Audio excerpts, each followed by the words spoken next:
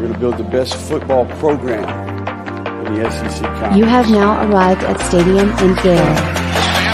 The kick, it's been blocked again! How about it?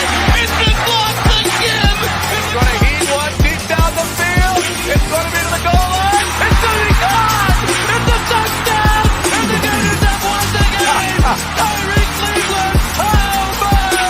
I can't believe what I just saw! Dropping back to throw. Pops and fires the ball over the middle. It's Norrick's got a touchdown! Norrick's got a touchdown! Oh, man! Norrick's got a touchdown! Ahmad Black, in his final game as a Gator, takes it all the way home and sends Urban out the winner. You have now arrived at Stadium in Gale. Boys and girls, ladies and gents, welcome to another episode of Stadium Miguel. It's your favorite Uncle Silk. It's Dan. And Delatorre. Same corner, same time. Got to see Nick this past weekend at the Orange and Blue preview, review, whatever you want to call it. Showcase. Debut. There you go. That makes more sense. How y'all boys feeling? Y'all good? This is the review of the Orange and Blue debut. That's good, Nick. And we're just happy Lions drone didn't get shot down and we all weren't arrested on Thursday night. He was living on the edge a little bit, man. Yeah. I saw that. No, it looked like a ton of fun again. I wish I could have been there. Brooke's sister and her other half were in town for a couple of days. Got to go boating. Got to go to the beach. Did all those Tampa activities there from the Raleigh area. But I wish I could have been up there with you boys. But watched the game on Thursday when we were out to dinner. So that was an interesting thing to watch, and looking forward to chatting with you guys. Yeah. I enjoyed the game. I didn't get to. Go ahead. Before we get into the game, my weekend, easy weekend. No more football, so just baseball. Florida, Georgia, a wild night Friday night, and then Florida comes back, wins Saturday, Sunday, continues winning SEC series. I believe that's 9 in a row or 10. Yeah. I want to give a shout out to my boy Perry from Twitter. Him and I have been I like that graphic. Been going back and forth, creating lots of memes about Nick and Zach, and enjoying, and Donovan even enjoying when the baseball team beats the other baseball team that we're playing. And it's been enjoyable. If you haven't checked that out, go check out my Twitter. I don't remember Perry's off the top of my head, but shout out to him. We retweeted something, but we've been having fun with the memes on the opposing baseball teams' accounts. Your boy was looking good there, Dan. Thank you for scrolling through my my Facebook, finding that picture. Instagram, yep. I mean, just looking, just got a dump truck. Yeah. Shout out to mom. Shout out to mom. Looking great in high school. Shout out to the squats. Shout out to the squats. Shout out to the squats. Shout out to no batting gloves. I mean, no batting gloves. Nick. Just what do you mean? I'm just a ball player. Yeah, gritty ball player. No batting gloves. We're just callousing up the hands. Yeah, Nick O'Leary of St. Thomas baseball. That's me. What'd your grandfather do for a living? Never mind. I had a good weekend, man.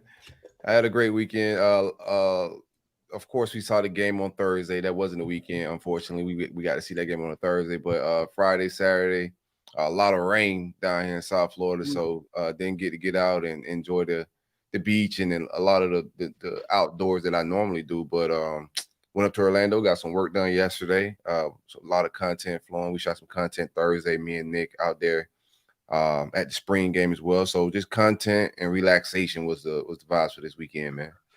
Yeah, no, my family's down there in Fort Lauderdale. Nick, I know your family is too. Impacted by the rain, or did it kind of stay away from their part of Weston area? Yeah, I think they got a bunch of rain. But the where they live in Weston, the man-made lake behind them, they've got drains in and out of the Everglades. So when rain's coming, they just suck the water out. That does mean that we get alligators in the backyard quite often. Gators in the house, gators in the backyard. I like it. Hey, you gotta like the vibes there, man. Yeah. So they're all good. It's really the pictures you see is, and Dan, you probably know, it's just that downtown Fort Lauderdale area. Yeah. One of my friends live, but it's just an old area. It does not drain well. Had people swimming to work. Jeez. Yeah, you just gotta up the PTO. Yeah. It was sad. My parents are in the Coral Springs area, so about 30 minutes north of Fort Lauderdale, and I think that they got 3 or 4 inches of rain. Not the 21 inches of rain. It was just one small cell that just absolutely destroyed Fort Lauderdale in the airport there. So hopefully everybody is recovered and better, but certainly tough situation to see for the 954. But with that, let's get on to the show. What do you guys think? We are always sponsored by our friend Alan Horn. Alan Horn, State Farm Insurance agent based there in Georgia. If you're in Florida, Georgia, Tennessee, or Alabama, give him a call at 706-692-2888 or visit him at allenhorninsurance.com. Life insurance, boaters insurance, property and casualty insurance, auto, home, whatever it might be. Alan Horn, 706-692-2888 or allenhorninsurance.com. If you are watching on Spotify, please hit the subscribe button. Please hit the like button. Please throw your comments in the comment section. And as always, super chat questions will be read live on the air. You guys talked about it. You guys were there on Thursday. Orange and Blue debut in Gainesville, Florida. Give us your thoughts. Zach gave me an opportunity to talk before him, and we went 8 Mile. It was the last rap battle. I got on my soapbox, and Zach had nothing else to say. So Corey, I'll let you go first. What was the experience like from not the cheap seats? Corey was drinking Pinky Up in Touchdown Terrace. I can see that. Vibing, man. On Thursday night. Shout out to my man Cav for getting me some Touchdown Terrace tickets. Great vibrations. Only thing I didn't like about a Touchdown Terrace, I know it's spring game. Y'all ain't got the greatest of foods out there, but it was Lion had the naked glizzy. He had a naked glizzy again. I asked for a bun with no glizzy, and I dressed it like a regular hot dog, man. Me being like a non-meat eater that end. Yeah, I got the bun. I put ketchup, relish, and mustard on it. Ate it like that, nigga. It was savagery time, man. I was starving. So if you guys don't know that are listening, a glizzy is a hot dog. Don't know where the phrase came from. It's been around for a while. Streets. The streets have called them glizzies. What Silk is telling you right now is that he got a hot dog bun and put hold on. Relish, ketchup. No. This needs to be mustard. This fuck any Florida Gators. I stuttered. You took a hot dog bun. Yes, sir. And you put several condiments on it. You just dressed it. Yeah, dressed it. I told the guy, right? So I walked up. Lion gets his glizzy, and then he grabs the bun because it's not already put together. So he grabs the bun. He starts reaching over to the glizzy pan. I was like, yo, I want a hot dog minus the dog. All right, I need if you're listening to this live or in the back, I need you. What is more egregious?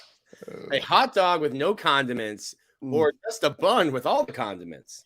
I'm not sure which one's more ridiculous. That's nuts. I mean, both are pretty nuts. Cushion's big, the license is probably big. I can see that. The license is flowing all day. It's been a long day. The guy making minimum wage probably served you too and went, I'm not making enough money for this. I gotta get the hell out of here. Dude, that's nuts. I can't even wrap my head around the idea. They had some great. It was like a Hawaiian style bun, man. It was great. There was no other food option. You had a pickle sandwich with ketchup and mustard on it. That's what you had. You had a pickle sandwich. You had a pickle sandwich. Yeah. I had a hot dog with no dog, man. You had a pickle sandwich with a little bit. Just a little bit. Call it a sweet relish sandwich. We're not gonna do that. No, we're not gonna do that. Oh man, bro, I was starving, man. The day get away from you sometimes, right? So I got out there. I went to go see the new facility. Shout out to my man Nelly, hooking me up with some access to the building, and the guy Marcus over there. Everybody that showed a lot of love, man. Nelly's the GOAT. Nelly's been around like 5 different staffs. He's been around since the urban regime. I don't know. He's the furniture, but shout out to my guy Nelly for hooking me up with that. got to see the building, got to meet some people. But long, busy day, got distracted, and you know how sometimes you just forget to eat, and the munchies start setting in. So I link up with Nick before we went up to the touchdown terrace, and that's when I start realizing, bro, I haven't ate. But I said, yo, touchdown terrace always got some grub, so I'm good to go. I walked in there, they had chips, a few other snacks, but only like substantial food was the glizzies. But couldn't you walk like outside into the concourse and probably find another place that might have been open serving food? Glizzies and popcorn. Like, I don't know. Like, I don't have the popcorn got butter on it, Dan. So can't eat that. Yeah. I had to dress the bun. I had no choice. Listen, what if you just? I know desperate times call for desperate measures. I'm just struggling getting this one wrapped around my head. What if you just loved yourself and started eating meat again? No, I enjoyed it. And in a vacuum, that statement's crazy. Self-care. Just a little self-care. Hey, man. Don't knock it till you try. Have you tried No, I haven't. Okay, I haven't tried a pickle sandwich with ketchup and mustard. I haven't. Especially like how low on the list. Russian or relish becomes, right? Yeah, it's like nuclear green too. It's like the Incredible Hulk shade of green. I thought this was a safe place. It is. No. It was. I We're feel not unsafe. judging you. I feel unsafe. Who knows what you're capable of now? Oh my God. All right. So outside of Silk's food choices, which again, Silk, your life, your body. No, man, I felt like I was doing something egregious, but I had to share. This is a pretty egregious thing. I don't think you're gonna have a lot of people that defend you. I think they're gonna have a lot of people that say, you know what, Silk, you do you. But the game, let's talk about the games Thursday. What'd you guys think? I think there's some like I didn't catch the game like I wanted to live. Yeah. Just working a little bit, in and out of the concourse, getting stuff done, whatever. Yeah. So I got home, rewatched the game. Didn't see terrible quarterback play like everybody alluded to. Didn't see anything great from the quarterback position, but I didn't see incompetence. I seen some good, leadership of the offense. I didn't see terrible quarterback play. I just didn't see anything. I seen a stopgap energy. Jack Miller may have played a little bit better, but I think they both made some good plays. I think the offensive line needs to block better.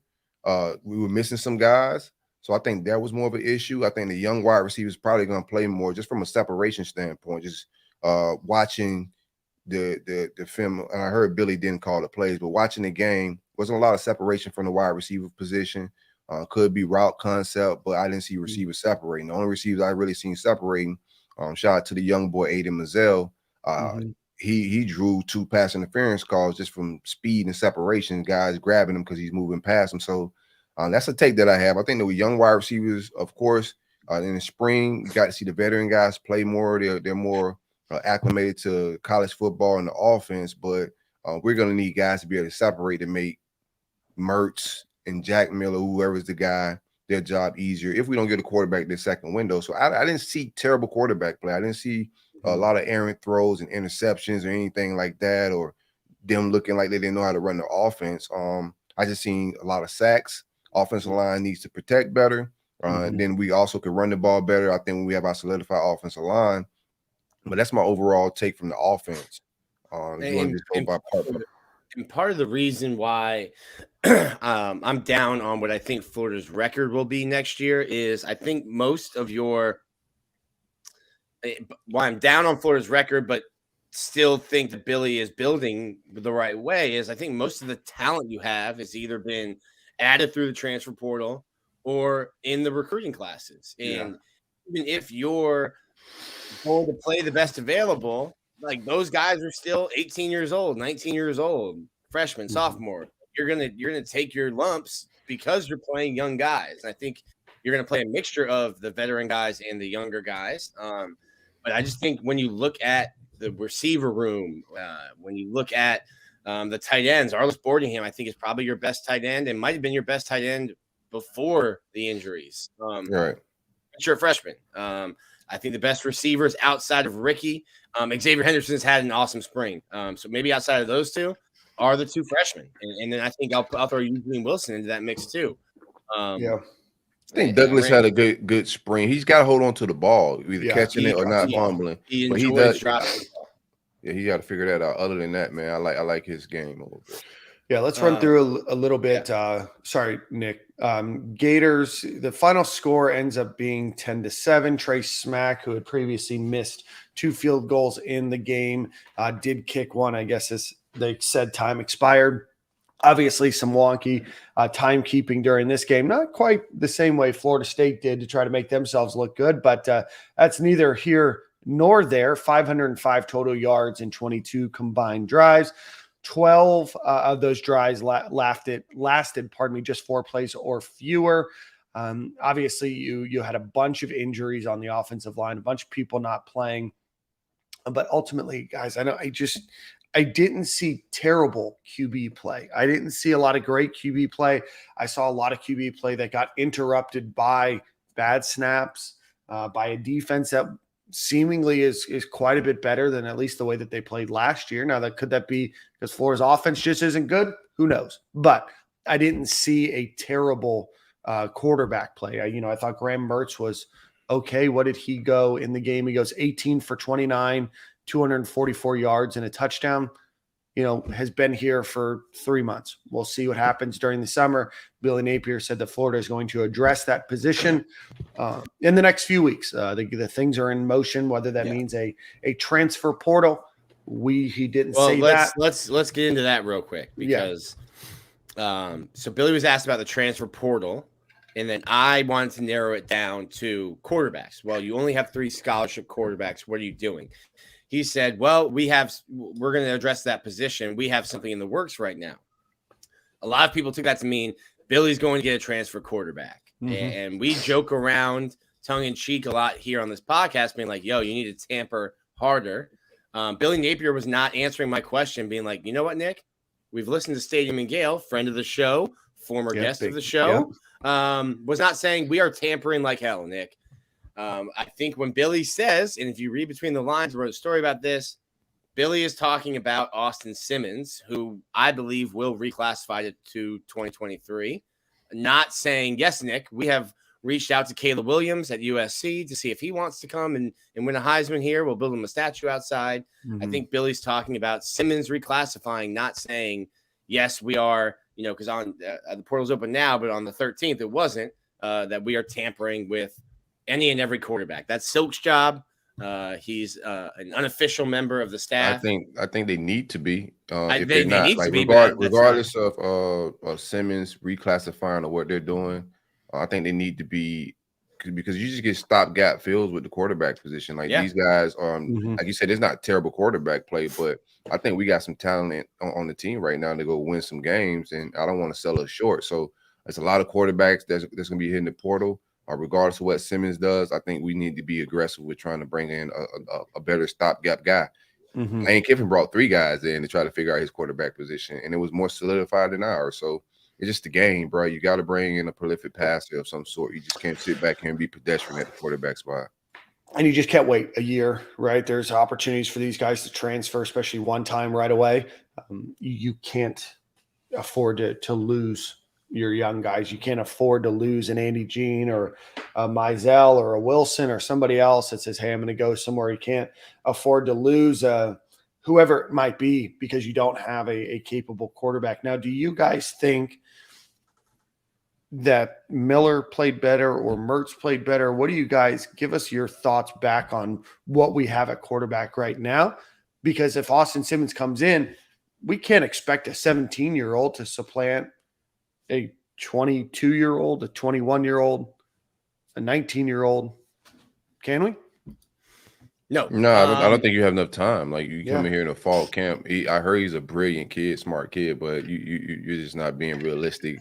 And you're not putting him in the best situation to be successful as a college quarterback, throwing him into the fire at 17 years old when he was just about to be a junior quarterback in high school. Right. So to me, that does nothing about solving the position for this year, which is why I wonder if there's still not two opportunities, right? There's not an opportunity for Austin Simmons to reclassify, and also not a chance that Florida tries to go out and get somebody.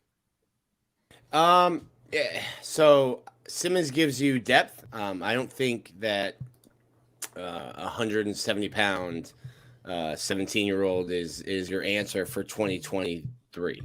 I agree. I think Billy Napier is more than content with Graham Mertz and Jack Miller. I think they've done everything to create a situation for Graham Mertz to win the job. He just hasn't had all spring to do it. We left this spring game without a starting quarterback. A year ago this time, we left the spring game, and it was no question who your starting quarterback was going to be. It was going to be Anthony Richardson. Obviously. I don't know. You're not going into the portal just to grab a quarterback. You're going into the portal if, there's a guy like Grayson McCall who you think can come in, get the playbook, and start versus Utah and make your team and your offense better. But I think, listen, Billy Napier said it. We studied 24 quarterbacks in the portal. We like Graham Mertz. We think he can lead us. I think that's where he sits right now after 15 spring practices. He should say that though. No, I think he should say that. I think he said it. I think he believes it. I think he believes that Graham Mertz is good enough to be Florida's starting quarterback in 2023. I don't know that Florida will go out in the transfer portal and get a quarterback unless it's someone that they believe can start against Utah. I think you got to go in and get just a guy. Yeah, but there's so many guys out there with like a higher ceiling. Like you see Malik Murphy out there. I don't think Malik Murphy is going to be better than Graham Mertz. I disagree with that. I think Malik Murphy is going to play on Sundays. I think he has great arm talent. I think he's a difference maker when he leaves the pocket. He can make some things happen with his feet. And he also has less amount of baggage as far as like bad plays and playing for bad coordinators and all that. Playing with Sark and playing with Paul Chris is two totally different things. Yeah. I think he'll come in with a better IQ as a quarterback and also better development. And also I just seen some arm talent that's probably some of the top arm talent in the country watching him play a spring game. I'm not saying he's Michael Vick or nothing, but there was some very impressive throws that he's making out there at Texas. And there's some other quarterbacks around the country. I think whether he does it or not, we'll see because the portal's opening now. If you've seen the quarterback position, you've seen us play, it's pedestrian. And then all the nerds he got in the room of analytics, they have to know as well that you can't play in this league. You can't play in college football and be even halfway successful without a good quarterback. We had a guy that's about to go possibly top 5 overall, and we won 6 games. What do you think you're going to do with a Graham Mertz or Jack Miller? So I think it would be short-sighted if they wouldn't look at the entire quarterback pool around the country, all the quarterback battles that everybody's watching and interested in, from Bama to Georgia to Ole Miss is kind of dead because those guys will have to sit a year. But you have Texas. It's a lot of quarterback battles. USC. It's just look around the country. It's a lot of opportunities. Are all those guys going to hit the portal? We don't know that either. So you got to wait to see who hits the portal. McCall's a good name if he's figured out a class or a course and if he's still interested in hit the portal. But I don't know, man. Jack Miller or Graham Mertz, I don't think either look better than either. I thought both of them look like okay older guys that'll get you, to move the chains, and you depend on your run game. And that would make our offensive line would just have to be very healthy and very good all year for us to have a successful season. Yeah, I mean, I don't think that there's much more that you could say other than what you said about Florida's quarterback situation right now. I don't know what Florida will do at the position. However, moving forward, I think that right now Florida is either going to accept that either Jack Miller or Graham Mertz are pretty similar quarterbacks. Statistically, they both were in the same ballpark with each other in the game on Thursday. Florida either needs to figure out a way to get a starting quarterback in that can learn the playbook in a few months and be able to start. Florida also has to figure out if Austin Simmons is going to come and DJ Lagway is going to come. There's going to be a transfer out of there, right? So what is Florida going to do, right? I don't see, Brown sticking around with these guys coming in, right? If he's not given that opportunity, which I don't see it happening, right? He might have the most live arm, but he's by far a decent third in that room. So what does Florida do, right? If you go after a guy like Malik Murphy, he's here for a few years, right? So does that change Austin Simmons? Does it change DJ Lagway? What does it do, for Florida's future at the position? I don't know. These are all things that you have to think about. Malik Murphy's never played a game. I don't know what Malik Murphy's going to look like in a year, right? I don't know what Malik Murphy would look like in August. Is he a guy that can lead Florida against Utah? I don't know. Do I think that he's talented? Absolutely. But those are all things you have to consider. And I'm very bearish on Florida at the quarterback position right now because I don't know what the option is without it having a big domino effect that could affect the future. That are Graham Mertz and Jack Miller good enough to be able to get short and intermediate passes? Yes. Do I think that maybe if they can build some confidence, they can hit some of the longer passes? Absolutely. Do I think that this is going to go down in a year where Florida is going to rely almost exclusively on the running back game? Yeah. You saw 3 great running backs. Cam Carroll is going to get the ball next year. So I don't know. Well, you look at the offensive line better be healthy. I know our defensive line is going to be the strength of our team, but that defensive line was eating. As well as our running game didn't look terrible, but you're going to need a healthy offensive line all year. I think they're going to go back in the portal. I think there's a couple guys that they're going to be targeting here to solidify that team or solidify that part of the ball, but they are not looking good at offensive line right now. Obviously, there's some injuries and you're missing a couple starters, but that was not good at all. Yeah, the offensive line is banged up. You don't have Mike Mazuka. You're playing without Kingsley Eguakon. Yeah, Eguakon. It didn't take me a minute to get out of that bad habit. But I wanted to see, even banged up, can you stand up to what I think is going to be a really good Florida defensive line? They're deeper. They have more talent than they did last year. And that's crazy to say when you consider you're losing Javon Dexter. But I think Florida's defensive line as a whole has more talent. And I said this. And more depth. I said this before it happened. Now, Gravon leaving, y'all said it was a big thing. I said I don't know if it is. I mean, he's a specimen, and he's hard to replace, like a for sure NFL guy. But I thought defensive tackle Caleb Banks looked incredible. He's gonna be a guy. He ain't just a guy that's getting developed. He's a guy that's gonna contribute and is gonna take some snaps away from other people at the defensive tackle position. Cam Jackson looked great, but I was bullish on the defensive tackle room after the Gravon exit and people saying there was going to be a big void. I like Caleb Banks clips that I seen. I thought he had a good get off. He showed himself on the other side of the ball and it caused some havoc this spring game. I've been hearing he's been doing it all spring practice, so that was good to see. But we're gonna have to get better offensive line. I like the pieces that we brought in, and all those pieces together are going to gel well. But how often do you keep an entire offensive line together a whole season? We seen when Osiris Torrance went down, we couldn't run the ball whenever he was out of game. So you got to have quality depth, and we need to grab some depth pieces. It was good to see our offensive line play with scraps, play with the main guys, because you can see that now in the season. If we run into Mazuka and how did you say it again? Eguakon. If you get into the season and both of those guys are having injury issues, you get to see what this will look like without those guys. Yeah. With that comment, Silk, I want to pause on the orange and blue debut because we want to talk about the other big announcement that happened in Florida Gators sports last week, and that was the creation of Florida Victorious. And so we are going to have CEO Nate Barbera join us here in a second, but we do need to pay some bills around here. So want to give a shout out to our friends over at Alumni Hall. Go visit alumnihall.com. Use promo code Stadium and Gale at checkout. They just dropped in some new bomber jackets that look similar to those old starter jackets of back in the day. They will be released in the next few weeks. You can buy them now. I think they get shipped in the next 7 or 8 weeks. But go ahead, use promo code Stadium and Gale. That will give you nearly $30 off your purchase. So again, alumnihall.com for all your Florida Gator vintage clothing and apparel. a lot of other schools. They just announced University of Northern Iowa, I think, last week too. So if you've got a fan of somebody that lives in Iowa, go give them a look at as well. So again, alumnihall.com.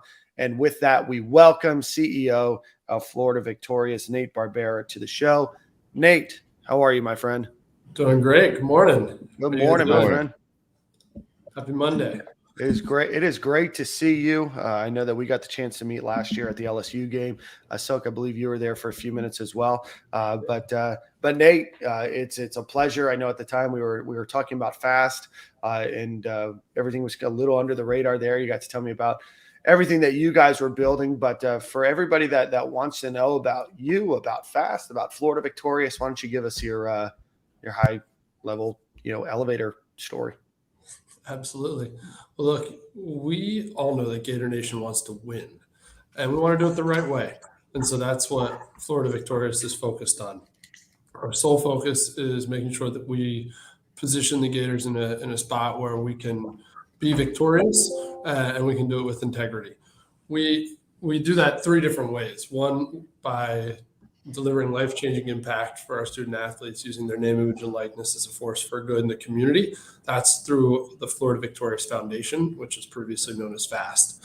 Two, providing unique experiences and access and content for our fans through Florida Victorious, which has the subscription memberships from $15 to $250 a month. And three, creating value for our charities and our other sponsors and partners through our promotional activities. So Florida Victorious has a number of business sponsors already, and we'd love to add more. All of that is done with the goal of rallying Gator Nation behind the Gators and UF student athletes to help us win. It's going to take everyone, and so the reason we built this as we did was to create something for everyone. An opportunity for everyone to get involved, everyone to support the Gators and make a difference, because it does make a difference. And that's the only way we're going to win. Nate, want to talk a little bit about you as an individual first, before we kind of get into the University of Florida and Florida Victorious. What's your background? How did you ultimately get connected to the university? And then as you guys were looking at growing Florida, what's now known as Florida Victorious, you built out a hell of a staff to join you. So talk to us a little bit about your origin story and then building the organization. Yeah. Well, look, the FAST got its start in June of 2022 with Jose Costa, who is a member of the UF Foundation Executive Board. He's a proud UF alum and a very successful business person based in Miami, Florida. I've worked for Jose for the last 6 years in various capacities in his in the family business that he eventually sold, as well as in additional opportunities over the last 6 years. And so he decided that he was going to step up and do what he could to make a difference for UF student athletes in the form of a 501c3 nonprofit. That was the Florida Achievement Support Trust. That is now Florida Victorious Foundation. And he called me up and said, "Hey, I need your help." He knows I'm a big sports fan, a big fan of the Gators. And so he asked me if I would help him get this done. And I told him absolutely yes. And the rest has been history. From my background in particular, I have a mechanical engineering undergrad. I have an MBA from Harvard Business School. And have done a variety of different things in both business and engineering. Most recently, I do a lot of consulting work for different businesses, as well as I've run sales teams, I've run engineering teams, and also actually had a startup that went on Shark Tank back in 2015. So done a lot of different things. And I think the one thing I've learned is, just say yes. When a cool opportunity comes around like this, you never expect it to happen, but when you do have the opportunity to make a difference, you say yes and you jump in head first and try to make it happen. And so, but the reality is, guys, it's not about me. This is about the team, and it's about all of Gator Nation. The only way we got to this launch last Tuesday was with a phenomenal team. We've got Lisa Benchaim, who is on was our first hire for the Florida Achievement Support Trust. She is our head of student athlete and charity engagement. She makes sure that everything behind the scenes gets done on time every time. We have Ryan Dunn, who until a few weeks ago was part of the Scott Strickland staff. He is our chief of staff for Florida Victorious. We have Eric Reasoner, who is our director of development. He spent 4 or 5 years with the Gator Boosters, and then he led athletic fundraising at Georgia Southern and then at Colorado State for a brief period of time. And we brought him home. His wife's a Gator. He's a Gator. And so he's excited to be back on board. And then we have Felipe Torres, who's our CFO. He's a double Gator in accounting, bachelor's and master's. And then we have Jen Grosso, who's been phenomenal. She came over from the Gator Collective. It's a diehard, passionate Gator and incredibly sharp, very good at everything that she does. And she's helping us as our director of fan engagement. So we've got a phenomenal team. The reality is, if you want to win, you've got to have a team. You got to do it professionally. This is not a fly-by-night organization. This is an organization that's being built from the ground up. We're investing in the team to be able to do it in a way that's going to make all of Gator Nation proud. And that's how we're going to do it. We're going to win, and we're going to do it the right way with an awesome team. Now, we talked about this a little bit, Nate, you and I. What are some of the ways to get people in and take this opportunity to talk about the 96 Club, which I think might be a little expensive for a lot of people, but some cool ideas behind the 96 Club and just some any other ideas for fan engagement and to get people involved in Florida Victorious. Absolutely. So you mentioned it, Nick. Our tiers are from $15 to $250 a month. And so at the base tier at $15 a month, you get access to content, you get access to events and activities that we'll be scheduling and managing going forward. You get a decal and a bunch of other benefits. On the higher end of the spectrum, as you mentioned, the 96 Club is what I think is the most exciting tier. Yeah, it's $96 a month. Which is a pretty penny for sure, but we hope that there are folks who are excited about this opportunity to engage with UF greats in a new and exciting way. Every member of the 96 Club gets a 96 Club polo and a visor with the logo that was designed by Gator great James Bates, and we will also then be having an annual event at Spurrier's with the head ball coach himself and a number of other members of the 96 championship team. At the end of the day, we thought this was a great, unique tier that really focuses on what we want to get back to, which is winning championships. I like it. I like the rebrand, like the logo. We met at the like Dan said at the LSU tailgate. Good to see you. Right, likewise. Speaking of the rebrand, like what message are you saying to the average fan, because the collective, of course, went through a lot of things towards the end there. What is you guys' message to the fan that's still a little skeptical or just want to wait things out? What would you say to that fan? Well, first, I would just say that this is a rebrand of FAST, the Florida Achievement Support Trust. It's not a rebrand of the Gator Collective. This is a different team, as you just heard. Different goals. The Gator Collective did a lot of wonderful things for student athletes over the course of the last year and a half. Hundreds of student athletes that they were able to support, and in general, just did great work for UF. And we're the first ones to step up to the plate to make a difference in an IL at University of Florida. That said, we are different. We are focused on doing things the way that that we did them with FAST. And building out from there. What I would say to those who are skeptical about the organization, I would say look at the team that was brought on board. Look at the advisory board who agreed to help support us. This is a serious professional organization that's going to do things the right way, in a way that will make all of Gator Nation proud. And I'll tell you, if you want to see the Gators win, this is a necessary aspect of everything that goes on in college football today. NIL is an important piece of the puzzle. It's not the only piece of the puzzle by any stretch, but it's an important piece of the puzzle. And so if we want to see the Gators be successful, this needs to be successful. And the only way we'll be successful is if people get up off the couch and make it happen. No doubt. That's just a fact. Yeah, that is a fact. Nate, I got some questions just about NIL. When NIL came out a few years ago, I don't think that there was any real idea that collectives would be kind of the main thing driving NIL, right? I think a lot of people thought it'd be businesses, small businesses, whatever it might be. They were going to do kind of local deals, and the collective part came in.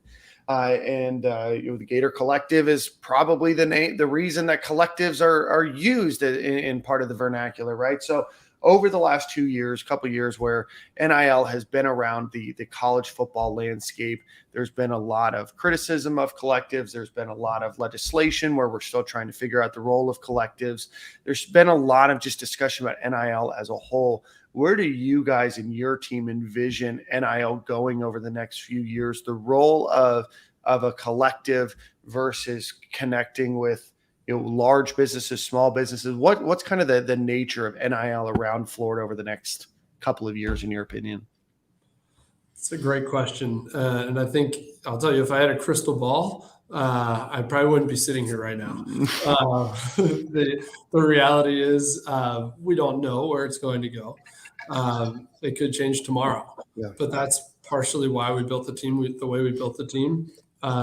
We recognize that, and we built out the organization the way we built out the organization. We recognize that things will change, and we recognize that we've got to be ready for them. So we've got a multifaceted model where we've got fan subscriptions, we've got business sponsorships, and we've got nonprofit donations, each playing an important role in our organization. And so as the landscape continues to shift, we'll have multiple ways to engage with the fan and with the UF alumni base. And so I think that will help us. The other thing I would say is that we've got a team that's ready to tackle any challenge. And so it's hard to say what the future's going to tell you. I just have no idea. But what I can tell you is that we've got a strong team that's ready to go, that we're not afraid of a challenge and we're not afraid of change. And we're guided by the same principles that I think that the UAA goes by, which is they want to build a championship experience with integrity. And as long as we do that with our NIL organization, we'll create an organization that is strong, sustainable, and makes all of Gator Nation proud. And then at launch, how many student athletes, not just football, but student athletes, do you guys have signed up or plans to sign up? And just how broad of a brush will you hit Gators athletics with? So at launch, we had over 85 student athletes under contract. The majority of them being on the football team, as you all saw, we had 64 student athletes on the football team, and a number from other sports, including the entire women's softball team as well. So where is this going in the future? We would love to be able to offer NIL opportunities to every single student athlete at the University of Florida. That's where we want to be. We see the need, we see the reason, and we see the impact that each and every one of those student athletes can have. And so that's our goal. That said, we cannot get there overnight. And it's going to take us some time, so please be patient. But the way we get there faster is by getting more funding, getting more memberships, getting more subscriptions, getting more nonprofit donations. The more we get in, the more we can send right back out, and the more student athletes we can add. I could envision a place where in the next year, 2 years, we've got every single student athlete with an exciting NIL opportunity working with Florida Victorious. And just a question for maybe the person that's uninformed with NIL and recruiting. How would you guys be working in a recruiting perspective? Because I know average fan, every time we whiff on a recruit or miss on a recruit, they can be like, "Oh, what am I donating my money for?" And we missed on this recruit. We've already seen it. Yeah, we've already seen it. So just to educate the average person so they don't think you're paying the recruits on the trail or anything like that, just to educate them. How do you guys? Nate is personally in every recruit's living room that you want, handing them a Louis duffel bag. That's how it works, right? Or is it the McDonald's bag? Yeah, either one. We should be very, very clear here. We only work with current University of Florida student athletes. So when a student athlete enrolls at the University of Florida and is on campus, It's at that point that we would even entertain discussing with them an NIL opportunity. Our goal is to make the NIL opportunities on campus for the current student athletes so attractive that it's a no-brainer for someone who's considering the University of Florida. That's our goal. We want to create the best possible opportunities for NIL for current UF student athletes. Full stop. Mm-hmm. Yeah, I think that's how it should be designed as well. That's more name, image, likeness, and less, paying people for things they haven't actually, earned yet. So Mm-hmm. I do like that approach, and that's how it should work. We've said that on this show. And I think it comes into play in recruiting when the recruiter's on campus and a Derek Wingo or somebody says, "Oh, hey, this is what I'm doing," or "Hey, sorry, I have to go run. I'm doing this with Florida Victorious." And okay, what's that? And then I think you start to get the education piece when recruits are on campus and the guys who are Florida athletes, student athletes, are talking to them about the opportunities that they've had. Mm-hmm. No doubt. Yeah, just to be clear, this is about current student athletes and giving them opportunities to capitalize on their name, image, and likeness. Nate, there's a question from Harrison Sanchez here in the chat. It says, can you please ask Nate what the new legislation in Florida will do to the NIL landscape in Florida? So I'm not a politician, not a legislator.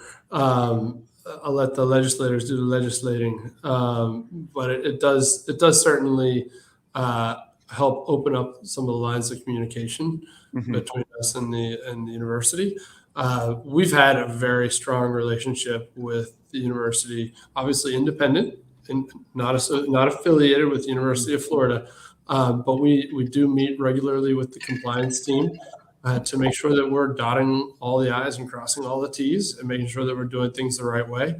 The new legislation has some impact, but the reality is we're also very, very careful about all the NCAA rules as well. Perfect. Gentlemen, any final questions from Nate before we get out? I do have one final question, but if you guys have anything else.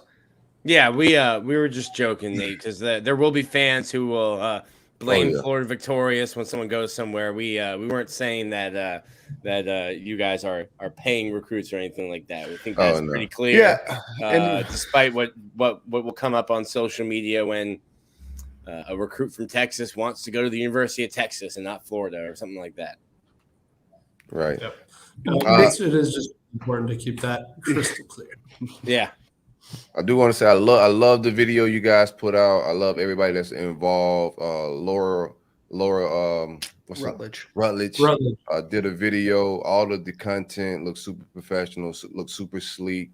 I love the approach. And excited to support, man. I think what you guys doing is dope. Awesome. Thank you very much. So I appreciate it. It's going to be a heck of a ride. We're just getting started. So I told my team on Tuesday, this is the end of the beginning, and now we're rolling. So let's go. And we need everybody's help to help us win.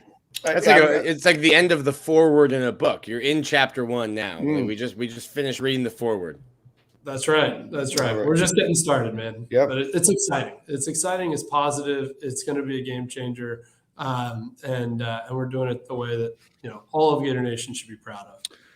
We're very excited as a group and as a fan base to have folks like you and your team, Brian Klatsky and his teams over at Gatorverse, and a lot of the other folks that are involved in NIL at the University of Florida. I want to give a shout out to Ben Chase and a number of others that work in the compliance side and work at giving these student athletes an opportunity. It's been incredible to watch. It's been incredible to see NIL and these players getting paid and getting opportunities and what those opportunities and what those doors open beyond just the big name football player, but for the gymnasts and for the softball athletes and all of those in between. It's incredible to watch. Nate, before we let you off, we do have to get your opinion on a subject that we talked about at the beginning of the show. Silk was at the game on Thursday. And he was in the touchdown terrace area. And so we need to get your opinion on which one you would rather eat before we get out. One is a hot dog with no condiments, and one is a hot dog bun filled with condiments, sans hot dog. Which one would you prefer? Silk has made a choice to be vegetarian, so he couldn't eat the hot dog, which I don't even know if that's real meat, Silk. You'd probably be fine eating it. I think you might be able to eat it. But I would be a hot dog with no condiments kind of guy. Okay. For sure. Mm. I'm not a big condiment guy myself anyway. So You better get You got a relish sandwich, bro. It went down smoother, man. That dry dog and that dry bun's gonna go down rough, Nate. yeah, well, hopefully you have a beer to wash it down with. Yeah, that's Yeah. right.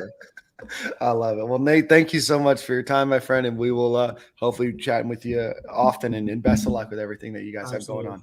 Oh, before you leave, let everybody know where they can follow Florida Victorious, visit, learn more about what you guys are offering. Yeah, absolutely. Thank you, Dan. FloridaVictorious.com. Join now. Any of our subscription options, as well as the nonprofit donation or one-time pledge. You can follow us on Instagram, on Twitter, on LinkedIn, on Facebook, FL_Victorious, everywhere except for Facebook, which is FL.Victorious. Thank you guys very much. By the way, tonight we have an awesome Future of Gators NIL town hall event. It's going to be happening at 6:00. So if you guys are interested in joining, sign up, go to our website, join via Twitter, etc. There'll be a Zoom webinar with Scott Strickland, Coach Napier, and Jose Costa, who's the founder and chairman of Florida Victorious, answering questions. It's hosted by Laura Rutledge. It should be a great 45 hour conversation. Wow. So it's a who's who. Go check it out, everybody. Go check out Florida Victorious's website. Nate, my friend, we appreciate you. Hopefully this was an enjoyable opportunity and experience for you in the first week, and look forward to continue to support you guys. Absolutely. Thank you, guys. Appreciate the time. Thanks, Go brother. Gators. Go Gators. Go ahead. Take care. Nate Barbera with Florida Victorious. Excited to have them as a part of the Gator Nation NIL landscape. Dan, why you putting Nate in my business, bro? Yeah. He was going to listen to the show. He was going to have an opinion. So, I wanted this might be an opportunity. Not to take over a great question that you've had, Silk, but this might be in addition to who has the best hands on the team, who has the worst hot dog in the company. Bro, I just don't do it. I was in a crunch. So we I'm not a hot dog eater, man. We all make mistakes in crunch time. So the hot dog is the actual dog itself, right? So I don't even know if you can call it a hot dog sandwich. It's not. No. He had a pickle sandwich. But we've had the debate before whether a hot dog's a sandwich, right? It's not. It is. Not a sandwich. It is a sandwich. How is it not? All right, hold on. Time out. Rails. Time out, Nick. No. You are not escaping. Stop. You are not escaping this. I'm asking you a question. A hot dog is the meat portion, right? It's a sandwich. You take the meat portion out, and then you just have the bun. Silk put condiments in that bun, and you called it a relish sandwich. Right. So I'm asking why, if I insert the dog between the bun, why that's no longer a sandwich. What in the insertion process changes it? I mean, at what point do we stop? Is cereal soup? First off, this is what we call a distraction. I need you to answer the. I need you to change. I need you to. There's 136 people watching live stream right now. Hey, y'all like this? Y'all hit like real quick. Yeah. Please hit the like button. We should have 136 likes. If we have 135, we got one hater amongst us. So Silk, explain to everybody why they're hitting the like, or Nick, while they're hitting the like button, why a hot dog is not a sandwich, but while a hot dog bun with condiments is a sandwich. Go ahead. It's its own thing. A hot dog is its own category. It's hot dog. A hamburger, I wouldn't call a hamburger a sandwich. It's a burger. Wouldn't call cereal soup. Wouldn't call my uncle my aunt. I wouldn't make a soup with milk. So that would be weird. Yeah. We're getting off the rails here. I tried to stop it. Super producer Cam said it's a hot dog. Insert the dog between the bun. Here's my take on the burger thing, right? So they're all sandwiches. A hot dog's a sandwich, a burger's a sandwich, a sub's a sandwich. All these are different styles of sandwiches, but they are sandwiches. Yeah. Not what you had. Yeah, that's you a sandwich called it too, a bro. sandwich. You called it a relish sandwich. That's a or vegan hot pickle dog. sandwich. Yeah. All right, we're off the rails here. I had a that ga- vegan hot dog, bro. Shout out Bro, to hot dogs Universal might be Sports. vegan. Who knows what's inside that little tubing case? I assure you that it is not vegan. It could be. It could be. Who Who Even knows if what's it's not real meat, it is not. no, Spanish. It could actually be the It's dog a of Spanish sandwich. never mind. But if Patty Melt has a burger and it's a sandwich, taco is a Spanish sandwich. Well, stay tuned. Taco is a Spanish sandwich. I like that take. That's a great take. Isn't man. that what a Taco torta Spanish. is? I don't know. You know, we'll have another special pod. The next time we do a live show, we can have a gotta get debate. into that. Nick can collect his thoughts a little bit because he was not making sense. I'm sure it's just an early Monday A morning. Jamaican patty is just no, don't really work, huh? It's a patty. A Jamaican patty is kind of like a ravioli, but we can talk about that Yeah, another we'll talk about time. that later.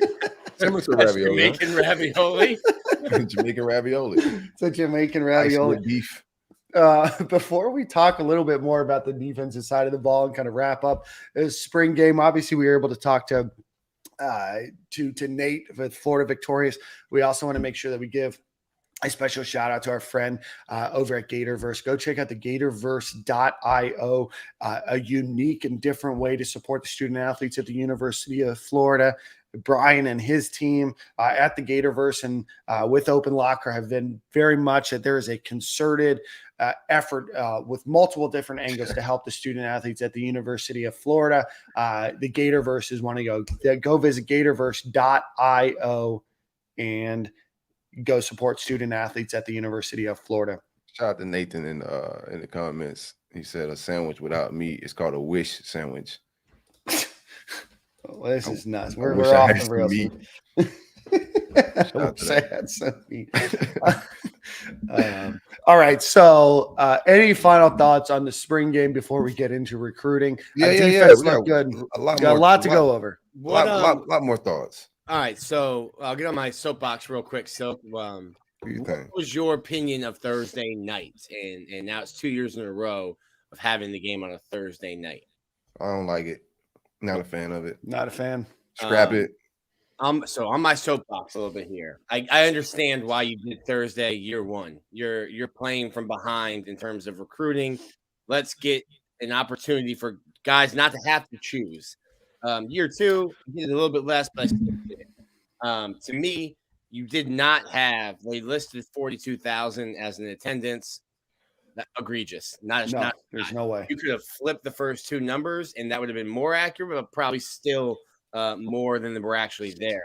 The offense, At least the weather held off, right? The offense, yeah. Oh yeah. That was Great. the beautiful part. The offense wasn't great, so now for the first half, you have a silent, empty stadium. And now you created a situation where you've got guys, 300 recruits, 12 of which you might actually be recruiting, in an empty, quiet stadium.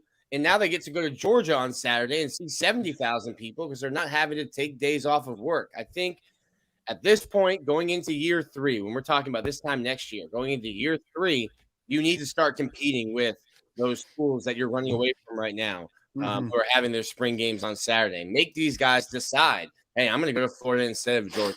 I like what they're telling me, what they're selling me, what the depth chart looks like for my You're gonna lose that right now. I like it. I want the games on Saturdays, but you're gonna lose that battle to Georgia right now. In year three, I'm out. I'm out on Thursday. Spring games. I think you're having issues getting fans to the game. There was no juice in that stadium on Thursday night. I think you need to go back to Saturday. I don't know what the season is going to look like. I don't think Florida's going to have a great SEC East contending type of team and year in 2023.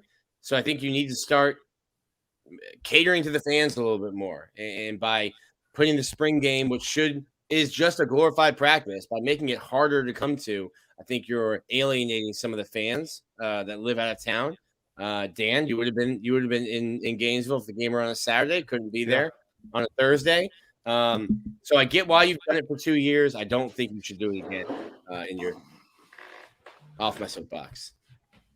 I don't know what changed, right? I mean, Florida obviously had a really good stretch of 20 or 25 years there. But outside of that, this game has been played on Saturday forever. So whether you're recruiting from behind, recruiting from ahead, I don't know when we made this concerted effort to try to be different or to try to say, hey, we're going to get these guys from going to visit elsewhere. Right now, could Florida lose some commits to Georgia or some visitors? Maybe. But at the end of the day, like for I don't know, I'm going to say 50 years. I don't know how long the orange and blue debut has actually been a thing that has attracted recruits and visitors and all that kind of stuff.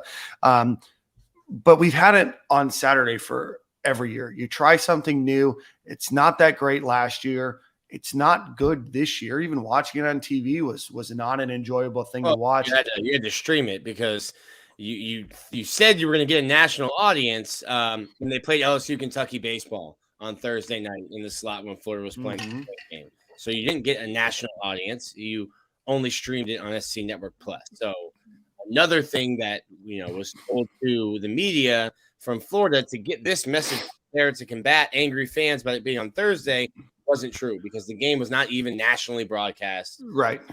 Yeah, you had to find ESPN Plus. There's people complaining about the cost of it and everything else, right? So or you just find apathy, right? I just happened to be at a bar. We were eating dinner and I just pulled out my phone because it wasn't on TV. I said, hey, can we put on the spring game, right? Outside of the Lightning game, there's really nothing else on. And I said, hey, can we put on this? We don't get it. And so I pulled it up on my phone. It's not an enjoyable experience. Yeah, you can stream it to your phone, but now you're making it more complicated, right? Then you can say that you had a lot of recruits, but how many of them were you actually recruiting, right? And we're going to talk a little bit about recruiting. Florida got some big names in. You can say, 300 recruits came in. I remember when I worked at the football recruiting office, be like, oh, wow, we have 190 visitors this weekend. There was like 11 that you're actually recruiting. So of that 300, Florida maybe has 30 or 40 guys. So I don't want you to get caught up in how many people seemingly made the trip because Buholtz was represented and PK Young was represented. And East Side had a lot of people, I'm sure, right, in surrounding areas where it was easier to get up on a Thursday. But you can't tell me that it's easier to get your team up and back on a Thursday day and night than it would be doing it on a Friday night, doing it on a Saturday day, doing it Saturday night, right? I don't see it. I don't see it at all. Yeah, I don't have any Thursday game takes. I really don't, man. They switch it back, then cool. I get why they're trying to do it. Spring game is just it's blah anyway. It's just not that. I didn't see an exciting spring game around the country. So they're like all terrible games. It's glorified practice, but I like Austin Armstrong's defense. I thought he called a good defense. I thought he was super aggressive for a spring game. Mm-hmm. Normally don't see a ton of blitzes. We're giving the offense a lot of flack, but I didn't see, watching other spring games around the country, I didn't see a lot of design coverages and schemes and blitzing from different spots. Our offensive line was already makeshift work. Austin Armstrong threw the kitchen sink at them boys. So I did like his approach, and you can see when Billy Napier told him to call up the dogs a little bit, and we were able to move the ball. So what do you guys think about that? Do you like that? And I know he needs the reps as a DC. Mm-hmm. He's not that seasoned, so I like that he was able to get out there and call some calls, get a little bit aggressive. Billy wasn't calling the offense, but I thought he did a good job. I like this energy. He had a hand gesture at the end of the game. Should we pull it up? Why not? He's young. Wasn't like 29. Yeah, wasn't like this from a seasoned DC. But you can see some youth in it. Great GIF for trolling purposes. So I'm gonna enjoy that all fall. But I like his energy. High energy guy. I like the way he called the defense. It's gonna be very aggressive. That was just one of the defensive play calls. Is that a play call? It looked like the game was over. Yeah, maybe just hey, we got you on this play call. I will say while I'm pulling this up, that's a wild. That's a wild play. Hey, I put my PR hat on real quick. What do you think the name of that play is? I don't know. I'm done. Unload. Maybe it's engage 8. That's the unload play. That is definitely engage 8. Sending everything. We're going raw dog. Hey, bro, I raw dogged you. Watch this. There it is. Man. Bro, he's a football's guy. Like, look Yeah. at like everything about this guy screams, of course, Saban, Kirby Smart's tree, Muschamp, but he's got that energy of that tree, that coaching tree, man. I like Just his like to energy. see. He's Yeah. got to mature a little bit. Though you can't. A lot of that's not gonna fly if he's not winning games. Yeah, Some that'll people be are gonna brought be up. offended. Yeah, Yeah. Some people be offended by that at a big game or on the big stage. So gotta Yeah, clean it up. Harrison, let the record show I did. I tried. Nick tried his best to defend him. No, I think what you wanted to see out of him is what you Unload did was see, funny. right? You've had a few months with him. You had an offense that could be attacked. The offense was attacked that way by the defense. I thought that they played well. You saw some improvement.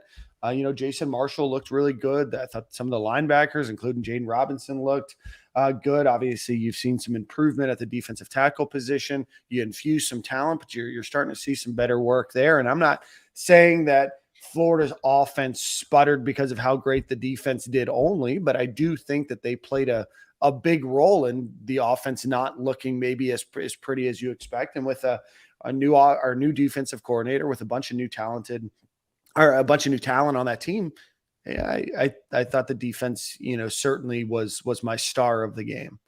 It felt like he was calling a game that's in the middle of SEC play. Like he was super aggressive and was scheming to stop certain things. He was loading the box to keep us from being super run happy because this team, our quarterback play isn't that great. So they got some looks that they probably see this fall from Austin Armstrong. That's for sure. Did you guys see anything? Oh, go ahead, Nick. I think a lot of listen, I don't think Florida has an all SEC caliber quarterback, but I think a lot of the offensive struggles aren't pinned on the quarterback as much as pinned on the offensive line, which was banged up. Quarterbacks were running for their lives, even with non-contact jerseys on, because the defensive line was able to take advantage of a banged up offensive line that then had snap issues. So you need to get, I think, probably like Dan said, some backups, some depth in the portal, and you need to get these guys healthy. Florida's going to run the football. We've got 2 Big Ten quarterbacks. You're going to have a Big Ten offense running the football this year. I think you need to get a cohesive 5 starters, and then hope to God, pray to God that they stay healthy. Already. Any final takes before we get into recruiting? Final takes. Both 88s look good. Like Marcus Burke as well. Like Caleb Douglas at receiver. Aiden Mazzell is going to be a problem. I know we like Andy Jean. Andy Jean made a play as well. Made some guys miss. Love the young receivers. I think all 3 are going to play. Eugene Wilson, when he gets on campus, they all going to contribute. Regardless of their physical stature, they all just can separate, and we're gonna need some separations to help the receivers. I want to see Taraji Mitchell play. We ran into his father out there, Taraja. Yeah, the pops, man. The whole family, they listen to the Stadium Miguel. They hang out with us a little bit on this show, but he seen me walking by and he waved me down and said, "Hey, man, you say my son's name right, man. You say my son's name wrong." So shout out to Taraja Smith. Want to see him healthy and in the fold. Well, his last name's not Smith, so Mitchell. Man, his dad's gonna flag you down and be like, Roger Mitchell. Bro, I got the props. Fall. I got the props. Mr. Mitchell looked at Silk and was like, "You're saying my son's name wrong." Pointed at me, he goes, "He's saying it right." Shout out to me. But I was positive about your son. Nick probably said something negative. No, absolutely not yet. Well, hello, Mr. Mitchell. I've been saying his name right the whole time as well. So shout out to us. I don't think I ever said it wrong. I just said you can't trust Black people's spelling of names. Like that's definitely something I never said. So yeah, I got that part. I'm the Rainbow Coalition of the show. I got it. All right. Let's talk a little bit of the Gators grab 4-star safety from McKinney, Texas, Xavier Filsaime. Filsaime is actually what I was told as well, and that's my fault. Filsaime is what I got. What'd you get? Philosophically speaking, What'd you get? Filsaime. Filsaime, PHIL-SOME dash either me or May, M-A-Y. We'll see. I think Filsaime. Silk, any guesses here? He put it on the timeline. Hold on. It feels some May. Filsaime. Yeah, it's got to be French. He's from Orlando. I'm pretty sure he speaks a little Creole. Shout out to my Ça passe. Ça passe. Maboule. I think this dude hits. I think it's a great pickup for Billy Napier. I think it's a great pickup for Florida, and early in the cycle as well. So, Florida's 2024 recruiting class.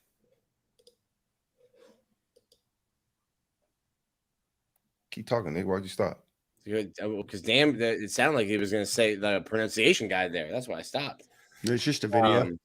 I think a really, really good player. I think Florida's done a really good job last year getting 6 defensive backs. Saw Dijon Johnson at the spring game, after the spring game. So I think the class is starting really well. And when you get a quarterback like DJ Lagway to begin, and then you see the efforts that he's going through to fill the class around him. Another kid from the Lone Star State from Texas. I think Florida's really got the ball rolling and has the potential to have a program changing type of class in 24. I love his film. Like you said, downhill. He has the speed to do some other ball hawking stuff on the back end. And hopefully they develop that part of his game. But run support, being able to tackle an open field in college football and football in these days is just paramount. You got to be able to tackle an open field. He's great at it, bro. Like, watch him run the alley right here. This is gangster stuff right here, bro. Meet him in the alley. When the last time we seen a safety meet somebody in the alley like that, man? Great get. Just Corey Raymond's the safety room is gonna be very, very well rounded. From the class last year, the class this year. You just got some studs. Even with Kamari, every safety that they have brought in so far, I think can tackle in the open field, top end speed and athleticism. Love it. Yeah, he is a 5-star on 247. He's a 4-star on the others. I know that we're going to be getting some rating changes from On3 here in the next couple of days. So he might climb up, might go down. I don't know. But right now he is a composite 4-star. We'll do what everybody else does. We'll call him a 5-star because one service ranked him that way. He's an incredible athlete. I think that he's one of the best, obviously ranked as number 2 on 3. He's one of the best safety prospects in the country, not just this year, but maybe in the last couple of years. I think that he's an incredible player. I think that he's going to really be impactful for the University of Florida. He is like a safety that Florida has not had in some time, the ability to go up and attack the box and to attack the lanes and the alleys and everything else Corey was talking about. He goes up and hits. He's not afraid. He has some good ball hawking skills as well. Being able to add him to the room that Florida has, he is a desperate need that Florida can now build a defense around. And I don't think that this is going to be the last top flight safety that will commit to the University of Florida here in the next few weeks. No, man. Top tier stuff on the way. He plays a little star as well. We've struggled with getting a guy since Chauncey Gardner to play that position. You can see him line up there and have the hips and the athleticism to play that spot. So a lot to like about this kid. I like the physicality, bro. You can't teach. I want to smack. Look at him. Every time he smacks somebody in the face, bro, he getting up like, give me some more. Seeing him in the locker room when I walked through that with Lagway, physically impressive kid in person as well. And DJ Lagway is a monster. Shook his hand. I feel like his fingers came up to my forearm. I'm like, this is a big kid, But good get by the staff, and the safety class should be one of the best in the country. Yeah, let's talk a little bit about that. Right now, the Gators do rank number 4 in the country on 3. They do have the second highest overall ranked class in the country right now. Average player rating, which is just leaps and bounds ahead of FSU. So if you go to 247's rankings right now, you'll see Florida State ranked just 1 spot ahead of the University of Florida with 3 more commits and a star rating that truly is the difference between eating at a Michelin star restaurant and eating at I don't even know, a White Castle that's close to being closed down. So with the commitment of Xavier Filsaime, we did talk about some prospects that Florida is looking at the safety position. We've mentioned Boatwright, a name that we mentioned that came back on the market last week was the name Jordan Pride. Jordan Pride had been previously committed to Florida State. He announced that he would be opening up his commitment on, I believe it was Thursday of last week. He did make it to the University of Florida for the game on Thursday. So I think it was announced Wednesday. Ranked as the 88th overall player in the country, the number 6 safety from Bluntstown, Florida, 6'1" and a half, 175 pounds. Did get a couple crystal balls and On3 recruiting prediction machine predictions thrown his way. So that is a name to look out for as well. Other recruiting news. I do know that the Gators look very, very good for a 2025 defensive back that we will talk about here in the next day or so, or next couple of weeks or so. I know that that's a name that they don't want to leak out, but let's just say it's a West Coast Florida kid who looks very promising to commit to the University of Florida for the class of 2025. It's our understanding right now that Florida is trying to kind of stage their commitments out a little bit more to keep the momentum going rather than getting a bunch of commitments just at one time. Nick, Selk, any recruiting thoughts before I pull up the list of visitors that Florida had this past weekend? I think there were I think you could have had 2 or 3 commits pop on Thursday, but Florida kind of likes to keep themselves in the news cycle. The staff understands the news cycle, and I think rather than having a monstrous one day, I think you'll see some of those guys start to commit, in the coming days and weeks, and kind of just keep positivity going throughout the offseason. Florida has shown, I think Silks mentioned it before, just like an understanding of momentum, and get a huge momentous day.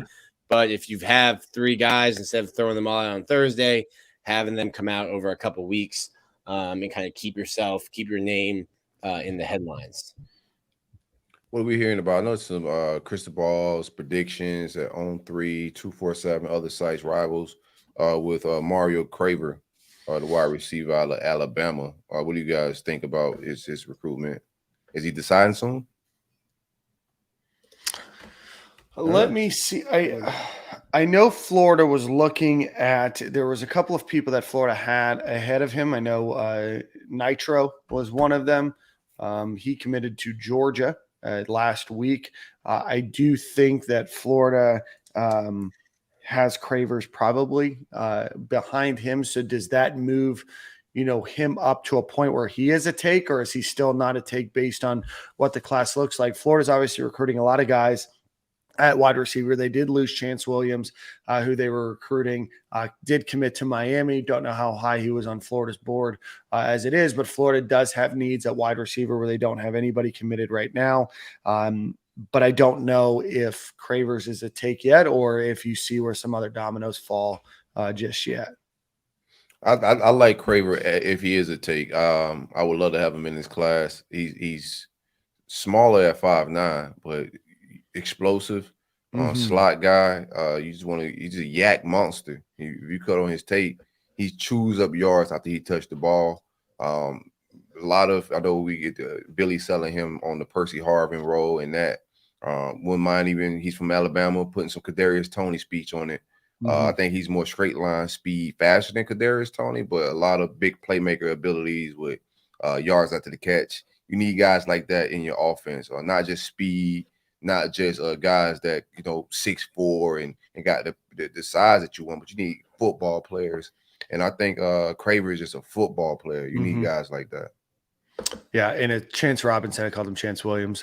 Chance Robinson is the individual that committed to Miami from St. Thomas Aquinas. When we lost Ben Hypolite, I thought we would probably not get Chance Robinson. I thought that was a big play for us having him in this class.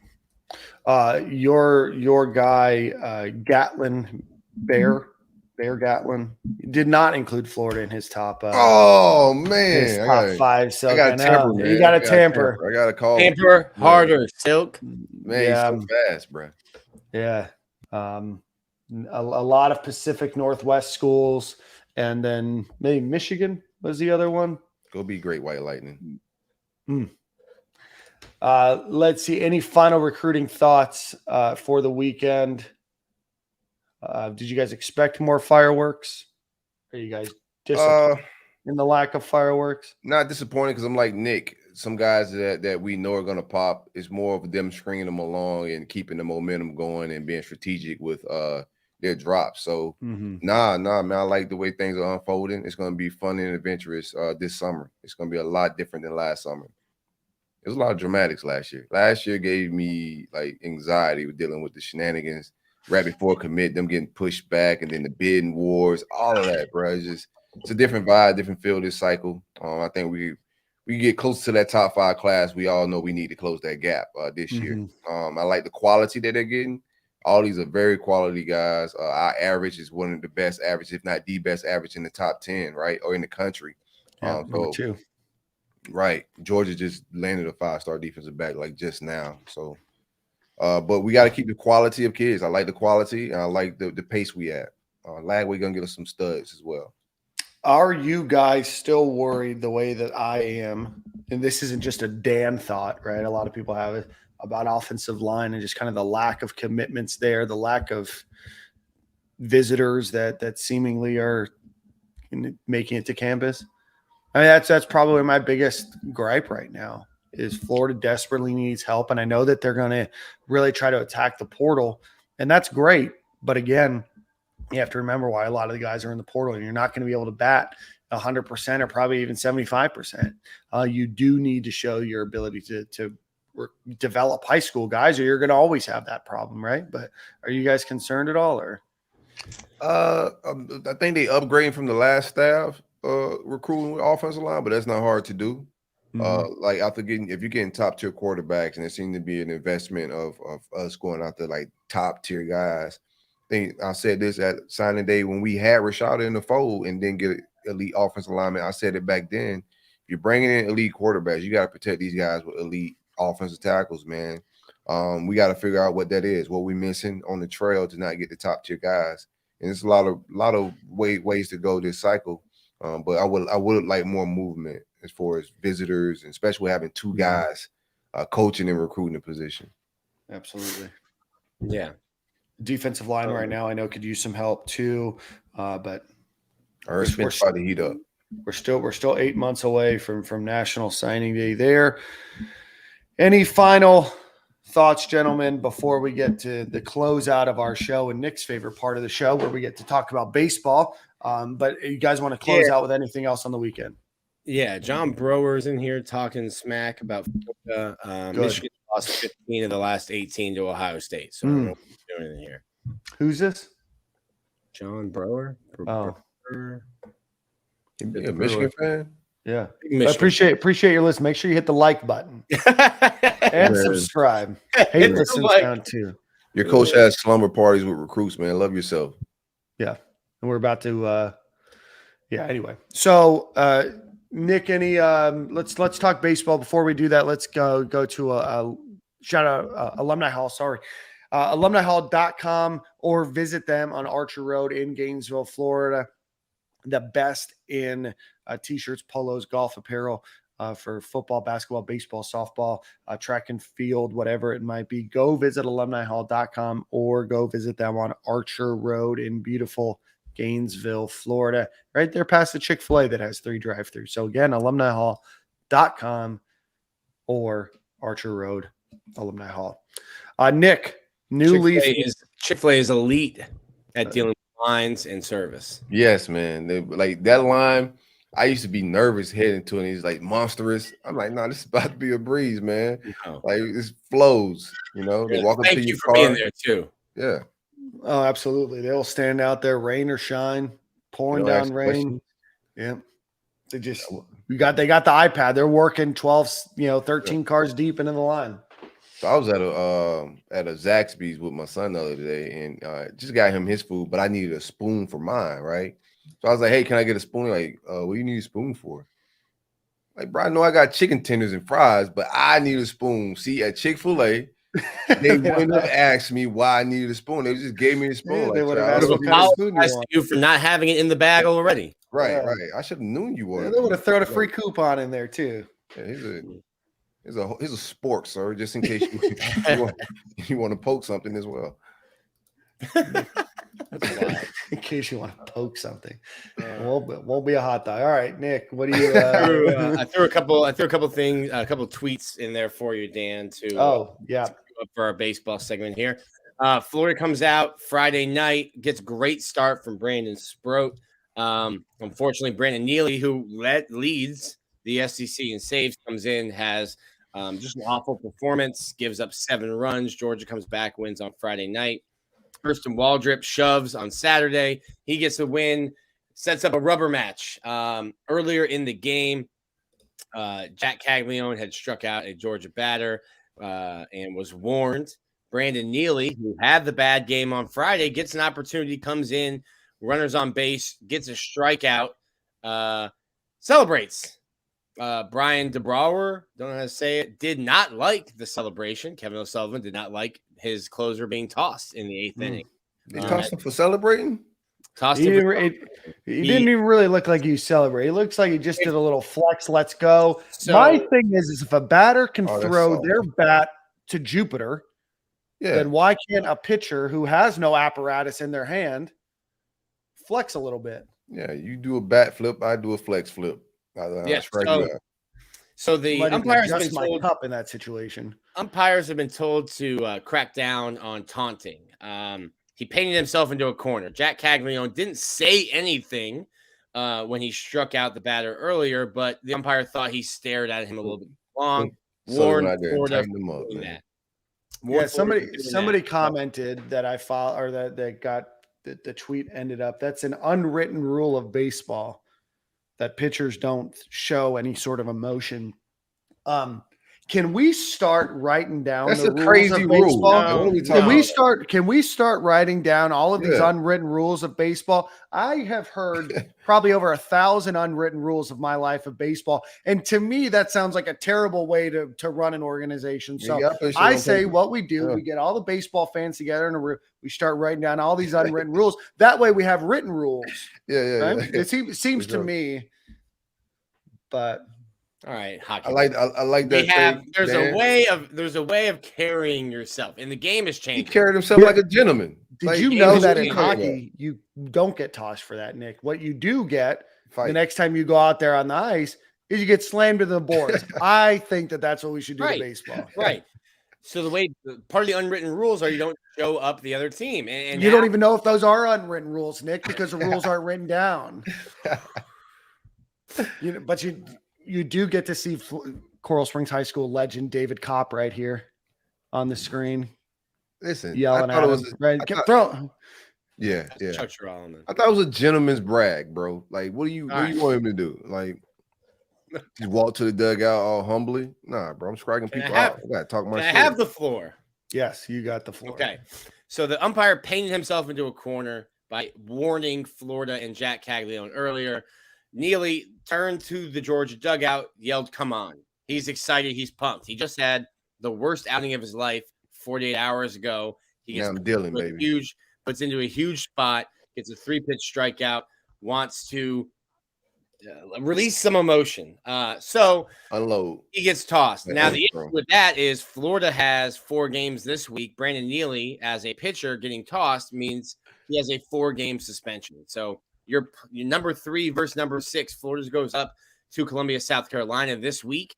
You're not going to have your closer in what should be a tight series. So that's a big issue for Florida. They'll appeal. I don't think that they will I don't think they'll win the appeal because this is what it's an unwritten rule is trying to take out of the game.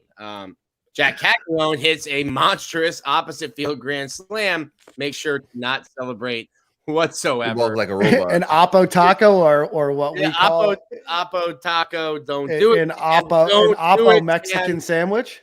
Okay. Jack makes sure to penguin his way back to the dugout there.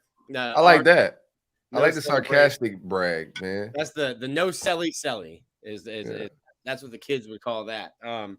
But Florida gets the win. Jack Caglione has 4. This is a wild stat. 4 multi-home run games this year. 3 of those come on Sundays when he's been the starting pitcher. I think that you would maybe perform worse in one of the 2 things you're being asked to do. Not for Jack.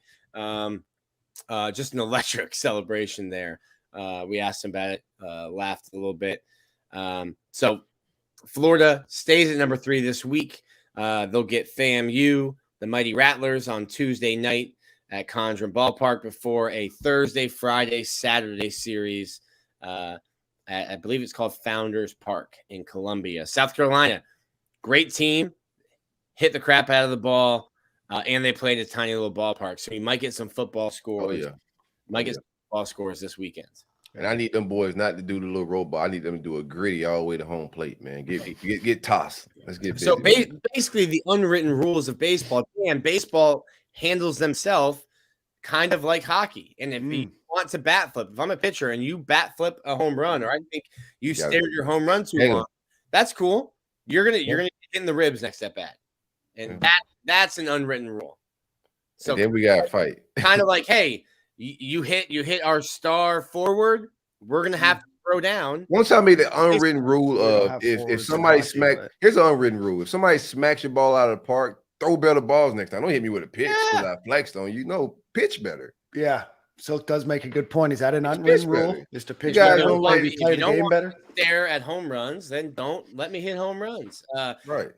Then on the other hand, some pitchers would like to celebrate. So if you're going to celebrate, then that's fine. Hurston Waldrop does not celebrate. He strikes out. He's stone faced. He goes back to the dugout. 2 weekends ago from Auburn. Before. Someone daily double entendre. It's Hurston Waldrop doesn't like it. He doesn't want anyone to celebrate on him. He doesn't celebrate. To me, if you're going to celebrate, then be prepared to wear a pitch and or have a pitcher yell at you when you strike out. Hitting is hard. Most successful hitters fail 70% of the time. A 300 batting average is very good in Major League Baseball. That means you're failing 70% of the time you go to do your job. So I can't hurt your feelings. To me, I'm fine. Celebrate either way. Yeah. Too many feelings and unwritten rules in baseball. Y'all got to lighten up a little bit, man. Yeah, you got to lighten up and write down your rules. Do you think that people would be more lighten up if they didn't have to spend the entire time racking their brain about what the unwritten rule is? No. Maybe there's just too much on their mind, Nick. I'm done with you, Dan. All right. You, Dan. Canadian Dan. Canadian Dan. All right, what do you say we move on, eh? Let's see. The Gators gymnastics team want to give them a very big and large congratulations. They competed in the national championship rounds on this past week. They do come up just a hair short to Oklahoma to finish as the overall runners-up in gymnastics this season. Trinity Thomas did get a 10, which puts her tied for all time for most 10s by a gymnast. Truly elite GOAT activity from Trinity Thomas, friend of the program here. But congratulations to the women's gymnastics program, a very close second place, and it was the highest score that they've ever gotten at a regional or national championship event. So congratulations to the women's gymnastics program, to Jenny Rowland, friend of the program, and Trinity Thomas, and the rest of those Gators as a lot of them move on to the next level. But great job. In other news, what was I looking at? Gators tennis, men's and women's both struggled a little bit this past week, but men lose to South Carolina. Women do beat Auburn to advance. Just a year where Florida's doing a lot of replacement of their current of their roster from last year where they did so well. Women's softball does go 2 of 3 against Georgia. I know that they had a big event for a lot of the former softball players from the Allie Gardner era that were up there. So it's great to see them watch. But where Florida sits right now in in spring sports, baseball's 30-7, 11-4 in the SEC. Gymnastics finishes 28-5, 6-1 in the SEC, and obviously number 2 overall in the country.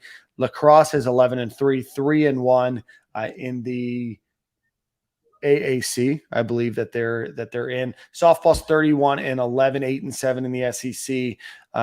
Swimming and diving is 5-1, 1-1 in the SEC. Women's is 6-1, 3-0.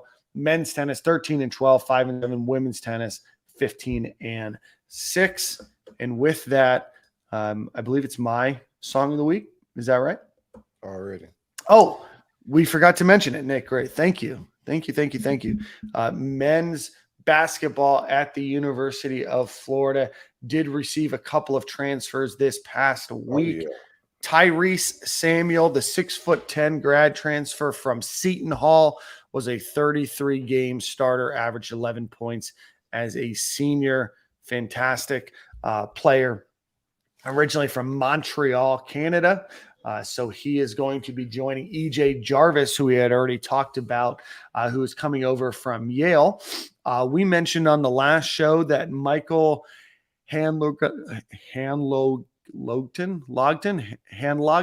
I'm going to go with Micah Hanlogton from Marshall was going to likely be transferring to the University of Florida, and he announced that he would be joining the roster. And then not long after he announced, Walter Clayton Jr.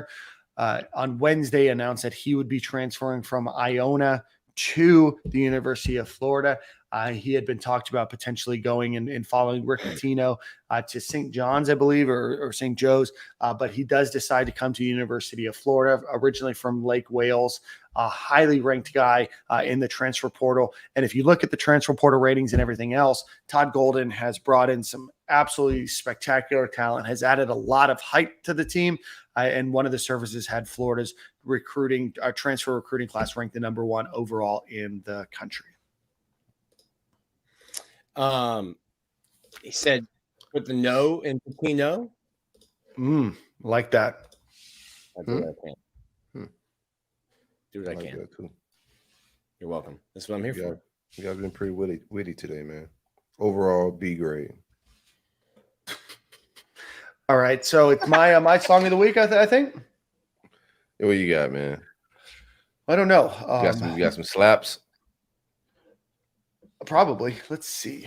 All right. Shout out to just a lot of people stopped me and hung out with me over the weekend, man. Okay. Remy, Stink, all those guys from Twitter I got to hang out with and see this weekend. What happened to that one-on-one? What happened? What happened with your one-on-one with Stink? I let him off the hook, man. I didn't want to. We didn't sign any waivers. Okay. And I didn't want to get Nelly in any trouble with getting us in the building, and then I get into my bag and put him in the blender, and he tears the ACL, and then we set the program back. We just got Fast and those guys to rebrand some things to get NIL going. I didn't want to hurt the finance department with my moves, so I just gave him a little. I gave him a little sample piece, man. That was a very South Florida 7-on-7 move. Spent a lot of time at the line of scrimmage. Yeah, a lot of checks. While the offensive guards are fighting for their lives, spending a lot of time moving and shaking within the first 3 yards. I'll say that. I had skinny jeans on as well, so I couldn't really open up like I wanted to, Last thing you need is to split your skinny jeans at 3 p.m. before a 7 o'clock kickoff. Yeah, and then I gotta go get a hot dog with ripped jeans. It's gonna look crazy in the touchdown terrace. I liked it up there, away from the regulars. Sorry, I was picking a song during this conversation. You stay ready, you ain't gotta get ready, Dan. Yeah, you got playlists and slaps on deck. You ain't gotta be searching, trying to find some slaps. What you got? No, I've got a great song here, but before we do that, I do want to apologize. Last week, super producer Cam, who has batted 1,000 during his time as producing. We'll say 998 has been batting 998. during his nearly 4 years with Stadium and Gale did give you guys the wrong song. That's okay. Still go search Wait in the Truck. Hopefully a lot of you guys use your intuition and said, hey, you know what? Maybe there was a mistake here and not, hey, there's a lot of hype up for a song and he didn't play it. That's okay. We gave you the name and artist for that reason. If there is, a clerical error at the end, we do give you guys the tools to be able to find it on your own. But with that, my song of the week is going to be Lost Kings featuring Wiz Khalifa. All right. And the song is Don't Kill My High. So great song, a little banger. So, but if you're following on YouTube, you've made it through the end of the show, please hit the like button. Please hit the subscribe button. Please buy from all of our sponsors. And most importantly, don't be weird. Go Gators. And we'll see you guys next week. Already.